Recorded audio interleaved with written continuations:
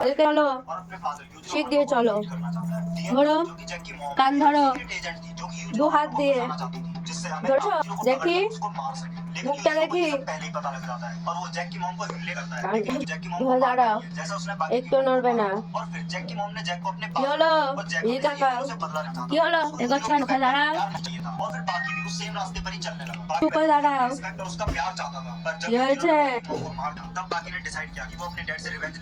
নাও। अपने फादर को हराने के लिए पूरी तरह पागल हो गया था। जैक पूरे दिन ट्रेनिंग करता था और वो सैंडबैग को लगातार 12 घंटों तक मारता था, वो भी बिना कुछ खाए पिए, क्योंकि उसको ये लगता था कि ये सब चीजें उसका टाइम वेस्ट करेंगी। और जैक उठाता था तो उसकी बॉडी जवाब ना दे दे। जैक इतनी ज्यादा फ्लाइंग किस करता था क्योंकि उसे लगता था कि अगर उसने नॉर्मल ठीक ट्रेनिंग करे अपने फादर को कभी नहीं बीट कर पाएगा। बाद में जैक एक डॉक्टर जॉन नाम के आदमी से मिलता কান কান থেকে হাত কে সরিয়েছে? देखा और यहाँ से जैक की पूरी एंटायर बॉडी का चेंज हो रहा है। और उस डॉक्टर ने আর দুষ্টু করবে না, হ্যাঁ? मेरे ड्रग्स को लोगे तो तुम्हें बहुत কি হলো? जैक अपनी ट्रेनिंग भी करता হ্যাঁ বলো। ड्रग्स एडिक्टेड हो रहा है। जैक मेंटली स्टेबल हो गया और डॉक्टर्स ने जैक बोलो।